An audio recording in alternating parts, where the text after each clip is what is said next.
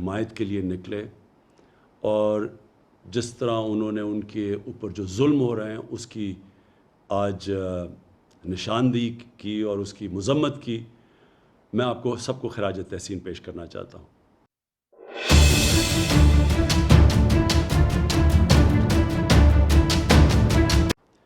جب سے اسرائیل بنا پاکستان کا ہمیشہ ایک ہی سٹینڈ رہا ہے اور وہ سٹینڈ تھا قائد اعظم محمد علی جناح کا, ہمارے عظیم لیڈر کا, کہ فلسطینیوں سے بہت بڑی ناانصافی ہوئی ہے اور ہر فورم کے اوپر پاکستان نے فلسطینیوں کے ساتھ کھڑے رہے. 27ویں رات کو میں مسجد نبوی میں تھا جب مجھے پتہ چلا کہ جو قبلہ اول ہے مسلمانوں کا, مسجد الاقصی, ادھر جب 27ویں کی مقدس رات کو لوگ نماز پڑھ رہے تھے تو اسرائیل کی پولیس ہے اس نے ان کے اوپر تشدد کیا. اور ساتھ ساتھ پھر یہ اسی چیز کا بھی علم ہوا کہ جو فلسطینی فیملیاں 70 سال سے اپنے گھروں میں رہ رہی تھیں, کئی فیملیز کو اسرائیلی سیٹلرز نے ان کو گھروں سے نکال دیا. اس کی وجہ سے ایک نیا انتشار شروع ہو گیا. اور پھر جو غازہ کے اوپر جس طرح کی بمباری کی گئی, دنیا کی سب سے طاقتور ترین فوج ہے, نہتے فلسطینیوں کے اوپر جس طرح کی بمباری کی گئی جس میں بچے مارے گئے, تو میں اگلے دن 27ویں کا جو اگلے دن تھا میں نے جو OIC کے سیکرٹری جنرل ہیں ان سے ملاقات کی اور ان کو تب کہا کہ OIC کو اس کے اوپر سٹینڈ لینا چاہیے اور یونائٹڈ نیشنز میں ایشو کو اٹھانا چاہیے. جب میں پاکستان آیا تو میں نے کنگ سلمان سے بات کی اور ان سے بھی یہی ہم بات کی کہ یہ جو ظلم ہو رہا ہے فلسطینیوں پہ اور جو الاقصی میں ہوا ہے اس کے اوپر ہمیں اپنی آواز بلند کرنی چاہیے. ترکی کے جو پریزیڈنٹ ہے طیب اردوغان, ان کی مجھے کال آئی, انہوں نے بھی یہی چیز کہی. مہاتر محمد کی میسج آئی, کال آئی, انہوں نے بھی یہی چیز کہی. اور پھر میں نے بات کی فلسطین کے جو صدر ہیں محمود عباس, اور ان سے ہم نے کہا کہ ہم پوری طرح ان کو یقین دلایا کہ ہم سب پاکستان بلکہ مسلمان دنیا بلکہ وہ دنیا جو انصاف میں مانتی ہے وہ سب ان کے ساتھ کھڑی ہے. شاہ محمود قریشی کو اس کے بعد پھر میں نے کہا کہ وہ یونائٹڈ نیشنز کی جنرل اسمبلی میں جائیں اور OIC اور مسلمان ممبر سے اس ایشو کو اٹھائیں,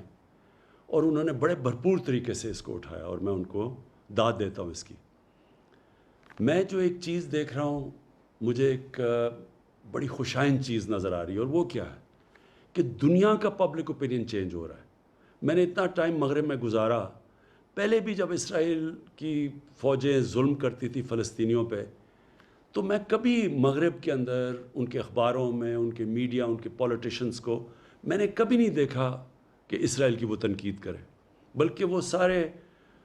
اسرائیل کو ایسے ہوتا تھا کہ جیسے ظلم اسرائیل پہ ہو رہا ہے. لیکن یہ پہلی دفعہ ہے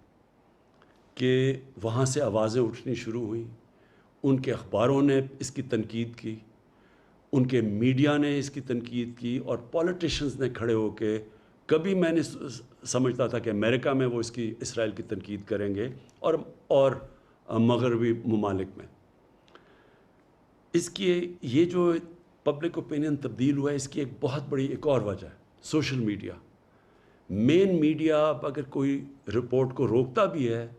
کوئی سینسر بھی کرتا ہے, تو سوشل میڈیا پہ ایک ایسی فورس آ گئی ہے کہ اس سے اب کوئی بھی کمیونیکیشن اور نیوز کو روک نہیں سکتا. اور اس سے مجھے نظر آ رہا ہے کہ دنیا کا پبلک اوپینین چینج ہو رہا ہے. آج سے 30 سال پہلے اسی طرح تب بھی دنیا کا پبلک اوپینین چینج ہوا تھا. ساؤتھ افریقہ, ادھر ایک ایسی رجیم تھی, ایک ایسی گورنمنٹ تھی اور بڑی دیر سے کئی سالوں سے تھی جو نسل پرست تھی, جو ایشینز اور افریقنز کو برابر کے شہری نہیں سمجھتی تھی, اور ان کے ساتھ بڑی بڑی دنیا کی طاقتیں کھڑی ہوئی تھیں اس نسل پرست رجیم کے ساتھ. لیکن جب دنیا میں پبلک اوپینین چینج ہوا تو یہی جو طاقتور قوتیں تھیں, جو ملک تھے, انہوں نے زور لگا کے ساؤتھ افریقہ کے اندر ان کو رجیم کے اوپر, جو ساؤتھ افریقن گورنمنٹ کے اوپر, انہوں نے ان کو مجبور کیا کہ وہ برابری کے حقوق دیں افریقنز کو اور ایشینز کو. اسی طرح کا میں